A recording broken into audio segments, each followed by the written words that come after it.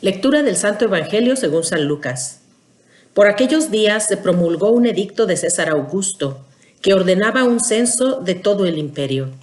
Este primer censo se hizo cuando Quirino era gobernador de Siria.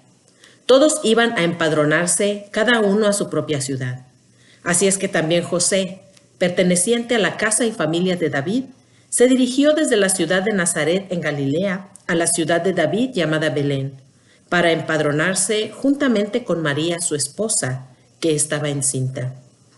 Mientras estaban allí, le llegó a María el tiempo de dar a luz y tuvo a su hijo primogénito. Lo envolvió en pañales y lo recostó en un pesebre, porque no hubo lugar para ellos en la posada.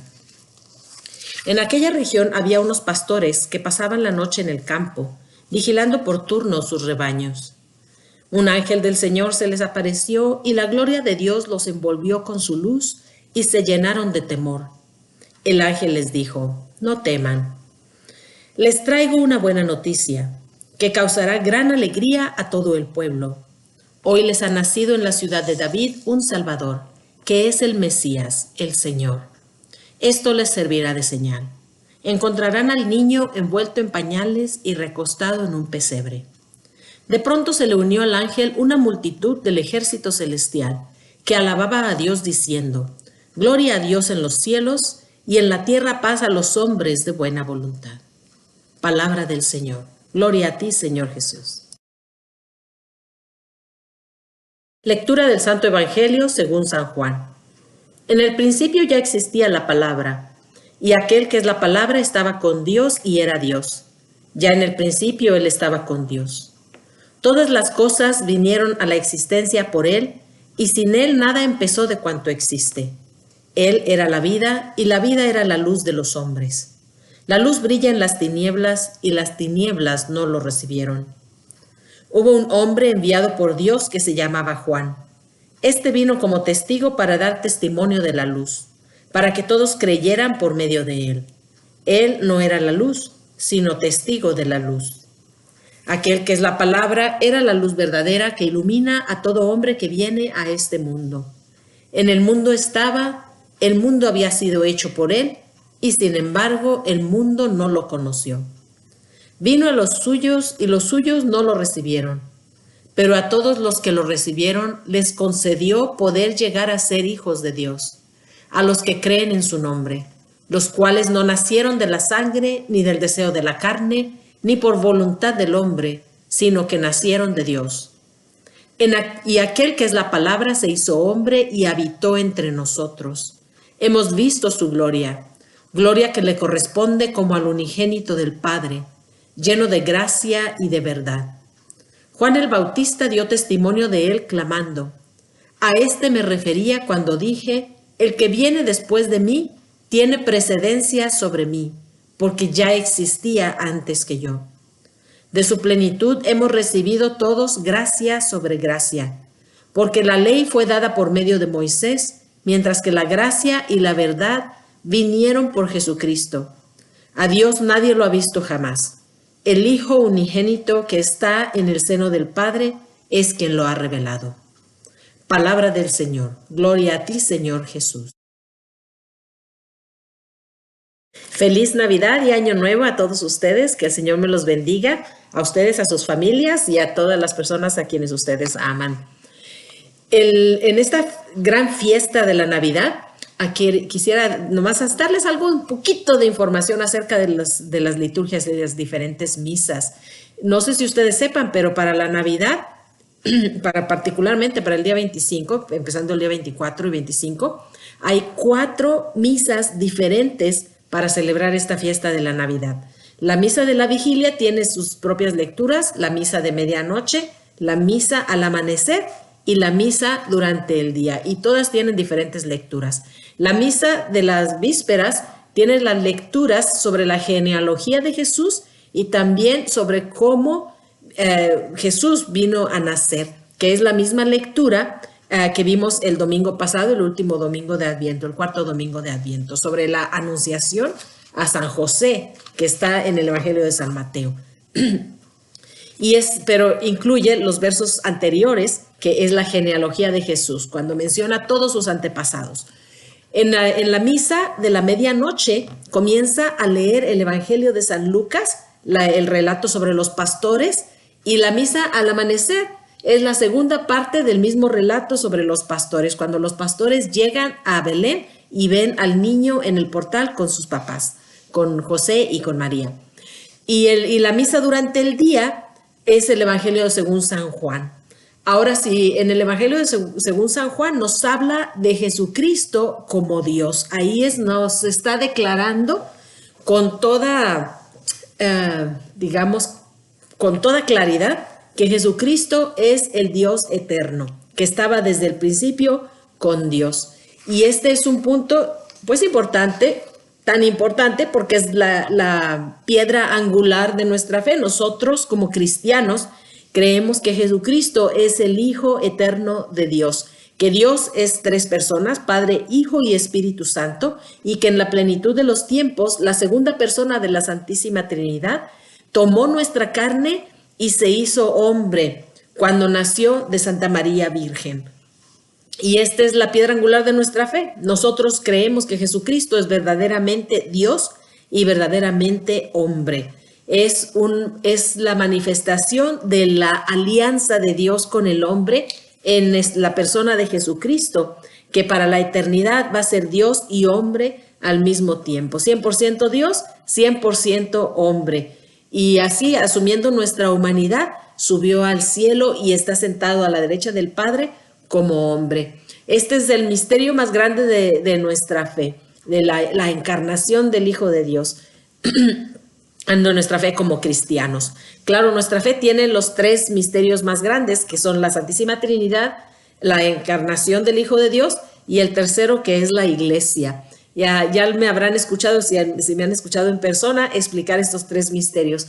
Pero por el día de hoy nos estamos enfocando en este misterio de la encarnación. Mientras que el Evangelio de San Lucas nos habla acerca del hecho histórico del nacimiento de Jesucristo. Esto también es importante notarlo porque Jesucristo no es un mito, ni la historia del Evangelio es un mito, sino que son hechos históricos que sucedieron dentro de un marco, dentro de una cultura, en un momento determinado en nuestra historia. Estos hechos se pueden comprobar con documentos antiguos, históricos, pero sobre todo también hay que notar que los evangelios y el Nuevo Testamento son también documentos históricos y nos dan muestras, nos dan pruebas de que los hechos que describen realmente sucedieron. Y pone el Evangelio de San Lucas, pone el nacimiento de Jesús durante el reino de César Augusto y lo pone también durante el gobierno de Quirino en Siria. A veces las personas quieren descontar el Nuevo Testamento como si no son verdaderamente documentos históricos, pero la verdad es que lo son. Y si ellos realmente quieren decir que los evangelios y las cartas y lo que nosotros hemos recibido como el Nuevo Testamento, si quieren decir que no son válidos, que son inventos, que son simplemente literatura y mitos, entonces ellos necesitan comprobar por qué este hecho que describe en el Evangelio, por qué le dio forma a nuestra civilización en el Occidente y también en el Oriente. ¿Por qué un mito tuvo tanta fuerza histórica para cambiar el mundo entero? Eso tienen que explicarlo ellos, porque nosotros, cristianos, católicos y cualquier persona de buena voluntad, pues no vemos ninguna razón por qué descontar el Evangelio y los escritos del Nuevo Testamento como documentos históricos. Son verdaderamente documentos históricos, no son simple literatura, no son ficción, está describiendo hechos que verdaderamente sucedieron. Y así vemos cómo el Evangelio de San Juan nos describe al Dios eterno, a la segunda persona de la Santísima Trinidad, y nos da el punto culminante de nuestra historia cuando la segunda persona de la Santísima Trinidad se hizo hombre. Dice, el Verbo se hizo hombre y habitó entre nosotros, y Él nos ha dado su gloria. Y vemos también cómo San Lucas lo pone en el contexto histórico. No es un mito, no es una leyenda, no es un invento, no es literatura de ficción, es literatura histórica. Y con estos dos puntos, que es un hecho histórico y es cuando y San Juan, que describe a Jesús, al Hijo de Dios en la eternidad del Padre, bajando del cielo y haciéndose hombre, describe pues el encuentro entre la eternidad y el tiempo, el encuentro entre Dios y el hombre. Y este encuentro se da en la persona de Jesucristo nuestro Señor, cuyo nacimiento celebramos en esta hermosa fiesta de la Navidad. Y un punto más, al final del Evangelio de San Juan, el apóstol del amor, nos dice que la ley nos fue dada por Moisés, pero la gracia y la verdad nos vino por Jesucristo. Y que Jesucristo es el que nos ha revelado al Padre. Aquí son dos puntos muy importantes para la teología cristiana. Primero, que Jesucristo es quien nos reveló el misterio de la Santísima Trinidad. Fue Jesucristo el que nos vino a dar la noticia de que Dios es tres personas en un solo Dios. Es el Padre, el Hijo y el Espíritu Santo. Esta verdad sobre la Santísima Trinidad fue una verdad revelada en persona por Jesucristo nuestro Señor. La segunda parte, el segundo punto, es que nos dice que la ley nos fue dada por medio de Moisés, pero que la gracia y la verdad nos vino por medio de Jesucristo nuestro Señor. ¿Qué significa esto? Significa que en Moisés Dios nos reveló la ley, nos reveló su voluntad, pero nos vemos en la historia que el pueblo de Israel una y otra vez decían que iban a cumplir la voluntad de Dios, pero no lo hacían. Una y otra vez caían en la infidelidad. Y así yo creo que igual que tú y yo, decimos que vamos a hacer la voluntad de Dios y nosotros caemos muchas veces. Pero aquí nos dice, la gracia y la verdad nos vienen por medio de Jesucristo. La diferencia en el cristianismo no es que tengamos leyes más estrictas o que tengamos leyes muy diferentes de las leyes en otras religiones, sino que la diferencia es que en Jesucristo Dios nos da el poder, la capacidad de cumplir la voluntad de Dios. Y lo que necesitamos es recibir de Dios esta gracia para nosotros poder hacer la voluntad de Dios en este mundo, de tal manera que al final de nuestra vida pues lleguemos al cielo. De eso se trata la vida, de hacer la voluntad de Dios, de servirlo, de honrarlo, de alabarlo y de al final de nuestra vida llegar al cielo.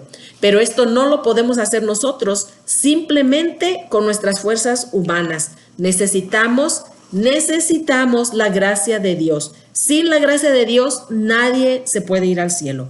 Sin la gracia de Dios nadie puede hacer la voluntad del Padre. Pero la gracia se nos ha dado por medio de Jesucristo nuestro Señor. ¿Cómo recibimos esta gracia? La recibimos cuando recibimos los sacramentos, cuando hacemos oración, cuando hacemos buenas obras. Recibimos gracia de parte de nuestro Dios. Y vamos creciendo en gracia y en sabiduría y en el conocimiento de la verdad conforme vamos realizando la voluntad de Dios en nuestras vidas. Pues bueno, con este pequeño mensaje nada más quiero decirles feliz Navidad y hagan una oración por mí y yo también voy a hacer una oración por ustedes. Dios los bendiga. Arrivederci, chao, chao. Buon Natale. Una pequeña postdata. La fiesta de la Navidad en la Iglesia Católica se celebra no solamente el 25 de diciembre, sino por 8 días. Es lo que se llama una octava. Y se llama la octava de Navidad, obviamente. La otra octava durante el año es la octava de Pascua, durante la resurrección del Señor. Cuando se celebra el domingo de resurrección, por 8 días, toda esa semana, es fiesta y se está celebrando la resurrección del Señor.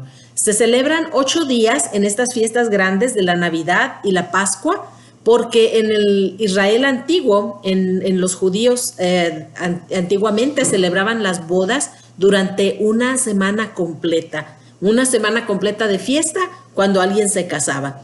Y cuando hablamos acerca de nuestro Señor Jesucristo, que vino al mundo, es cuando Él realizó este milagro del matrimonio de Dios y con el hombre, con la raza humana, en la persona de Jesucristo por medio de la encarnación. Y por eso celebramos 8 días, porque es una boda, la boda de Dios con nosotros, el género humano. Igual en la fiesta de la resurrección del Señor se celebra por 8 días por el mismo motivo, porque la resurrección fue la consumación de este matrimonio que el Señor hizo con nosotros cuando Él entregó su cuerpo y todo lo que Él era, se entregó a su esposa, la iglesia, que somos cada uno de nosotros, y todos en conjunto, y la raza humana. Por eso se celebra 8 días. Y pues felices bodas a nuestro Señor y felices bodas a nosotros que estamos casados con Dios para la eternidad en la persona de Jesucristo nuestro Señor. Dios los bendiga y pues otra vez hagan otra oración por mí, pues ni modo, ¿verdad? Bueno, bendito sea Dios y feliz Navidad y Año Nuevo. Arrivederci.